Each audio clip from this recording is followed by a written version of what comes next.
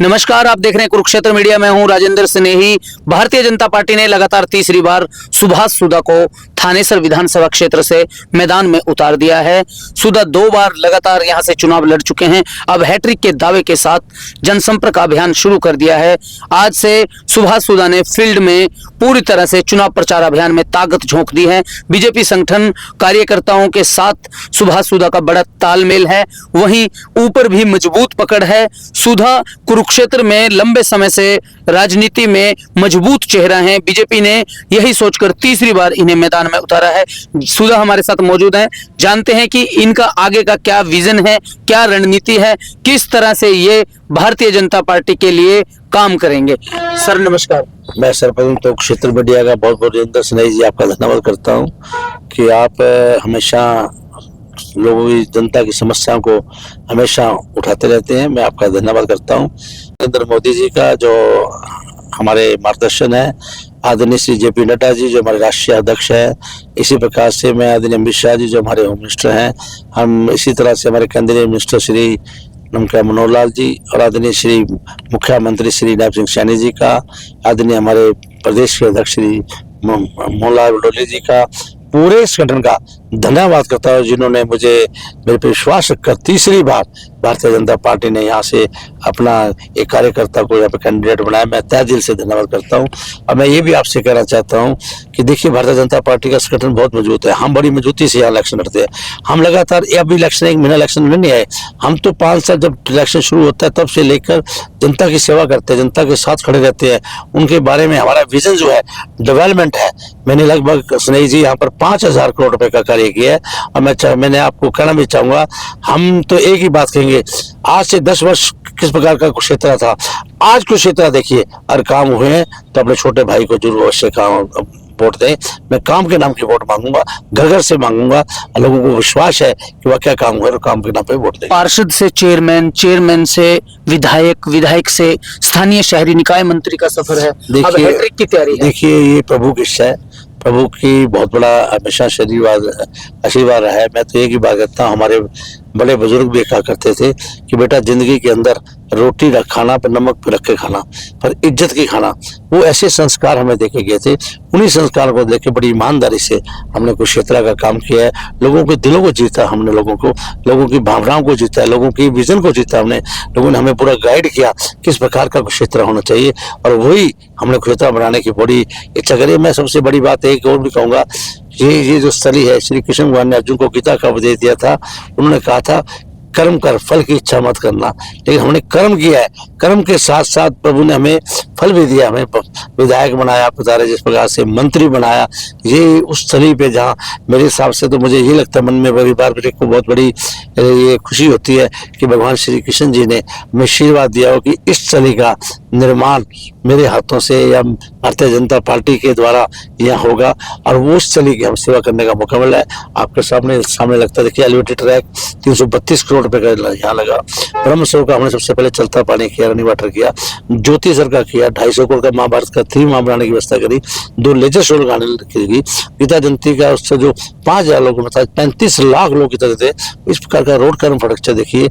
Education के अंदर देखिए किस प्रकार से हमने स्कूलों को यहाँ पर स्कूल बनाए, नए गवर्नमेंट कॉलेज बनाए, यहाँ पे 1400 बेटियां पढ़ती है, नर्सिंग कॉलेज बनाए, आयुष सृष्टि बनाए। तो बहुत सी चीजें लाने में हमारे को बोला। और इस तरह से सीवरेज के मैं कहूँ 2 प्लान लगे, एक भी सीवरेज में प्लान नहीं था, तीसरा और हम लगाने जा रहे हैं करीब मगरना में 25 करोड़ की लागत से। बहुत चीजें मैं लगाने लगूंगा, बहुत टाइम लगेगा। मैंने तो स्पोर्ट की दृष्टि से भी वेलोटम यहाँ लाया हूँ। एसोटेप 5.5 करोड़ रुपए दे दिया है, 10.5 करोड़ रुपए मैंने स्विमिंग पूल की यूनिवर्सिटी को दे दिया है। इस तरह से सिंथेटिक टैक्स सेक्टर 13 में सेक्टरों में जिम व्यवस्था करने का तो हमने अपने विजन के द्वारा बहुत काम किया है। आप देखिए, रेलवे रोड से लोग निकल नहीं सकते थे, क्या हालात है रेलवे रोड के, क्या रोड थे पिपली रोड के। टाइम लगा, लेकिन चीजें जो बनी है, इंफ्रास्ट्रक्चर बना है, जो बाहर से आता है वो भी देखता है कि आज क्षेत्र कितना सुंदर क्षेत्र बनाया। तो हम सिर्फ एक ही प्रभु से इच्छा करते हैं, अपनी हमें इतनी शक्ति दे प्रभु।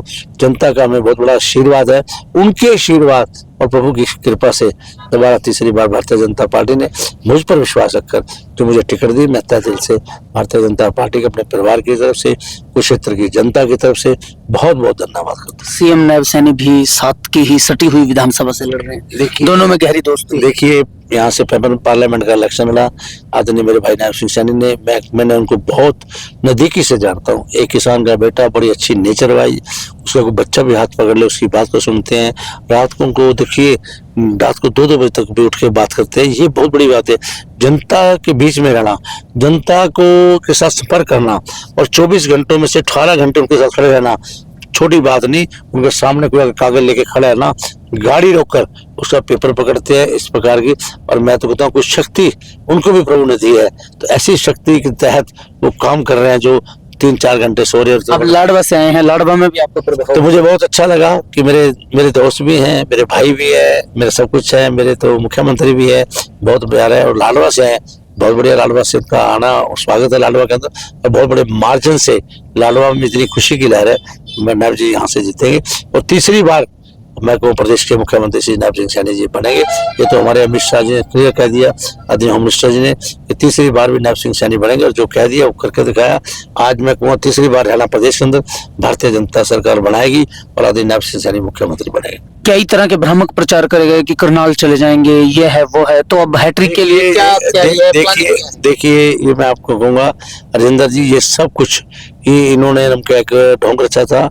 ये डरते थे मेरे डेवलपमेंट को, मेरी डेवलपमेंट को देख के ये हमन भी करा रहे थे। इन्होंने सोचा कि सुधा जी कनाल चलेगी वो रखा, लेकिन क्षेत्र की जनता की आवाज ने, उनके दिलों की आवाज ने, और मेरे कहूँगा मेरे नम के आशीष नेताओं ने, मेरी पार्लियामेंट्री बोर्ड ने मुझे फिर से कुछ क्षेत्र से टिकट दी है। बहुत बड़ी बात है। इनके कहने पर, पक्ष के कहने पर मैं कहीं भी नहीं जा सकता, विपक्ष के कहने में कराने जाता। भाई ये भी देखिए आज इनकी क्या स्थिति है। आज जो कांग्रेस की टिकट मांग रहे हैं, पूर्व में मंत्री जो टिकट मांग रहे हैं, उनके साथ चल कौन रहे हैं। हालांकि देखिए, वही आईआईटी के जो पुराने चश्मा लगाया हुआ था, चश्मा, वही 5-4 लोग जाके वोट मांग रहे हैं। हमारा संगठन दिन रात इस कार्य में लगा, बहुत फर्क है। मैं जिन्होंने क्या किया था 5 सालों में, ये आप भी जानते हो। आईएलडी के समय पे वही लोग, अभी टीम आ गई है।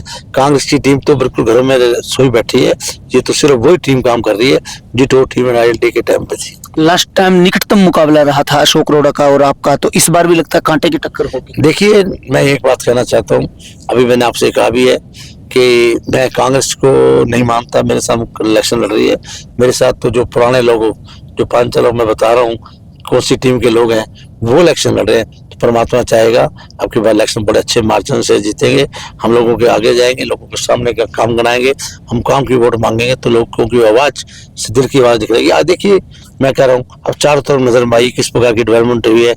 हर चीज को हमने लिया, हेल्थ की दृष्टि से देखिए, हमने हॉस्पिटल लिए, हमने CSC बनाई बारना के अंदर, तो हमने तो हर विजन के तहत कार्य किया है। चाहे वो रोड का इंफ्रास्ट्रक्चर हो, चाहे वो हेल्थ का इंफ्रास्ट्रक्चर हो, चाहे वो एजुकेशन का इंफ्रास्ट्रक्चर हो, चाहे वो मैं कहूँगा स्पोर्ट की दृष्टि से हो, किसी पहलू से हम पीछे नहीं हटे। और सबसे बड़ी बात, एक बात कहूँगा, दिल से कहूँगा, हमने 2 काम किए, बेटी बचाओ और बेटी पढ़ाओ, 2 काम किए। बेटी बचाने में हमने सबसे बड़ा, जो बेटियों की यहाँ एवरेज कम थी पुरुषों के प्रति, उसको हमने बढ़ाने का व्यवस्था करी। बेटी बचाओ में बहुत बड़ा रहा। आज अनुपात जो है बेटियों का हमारा सबसे ज्यादा हरियाणा का अनुपात है। और कुशेत्रा का तो क्या दिल से कहूँगा, मेरा गाँव किरमच है, वहाँ बेटों के मुकाबले बेटियां ज्यादा हैं। तो ये बहुत बड़ी बात आ गई है आज कहूँगा। इसी प्रकार से कहूँगा, तो ये पढ़ाने के लिए बात करें, मैंने कहा था बेटी बचाओ, तो हमने ये बहुत बड़ा कंट्रोल किया। और पढ़ाओ की बात करें, बेटी पढ़ाओ के बाद हमने इसके लिए बहुत बड़े हमने कॉलेज हमने किया। गवर्नमेंट कॉलेज देखिए किस प्रकार से 1400 बेटियां पढ़ती हैं यहाँ पर आके। गर्ल्स कॉलेज हमारा नहीं था, स्कूल नहीं था, किरमच के अंदर, सब्जी मंडी के अंदर हमने उसको किया, यूनिवर्सिटी लेके आए। तो हमने दोनों पहलुओं पर काम किया है और बहुत बड़ा हमें इसका लोगों का बड़ा आशीर्वाद मिल रहा है। सुभाष सुधा तीसरी बार मैदान में है। पूरे जोश के साथ, आत्मविश्वास के साथ सुधा ने चुनाव प्रचार शुरू कर दिया है। उन्होंने पार्टी संगठन, नेतृत्व, PM नरेंद्र मोदी और CM नायब सैनी का भी आभार व्यक्त किया है। दावा किया है कि वे तीसरी बार थानेसर से जीत दर्ज करेंगे। खबरों में बने रहने के लिए देखते रहिए कुरुक्षेत्र मीडिया। नमस्कार।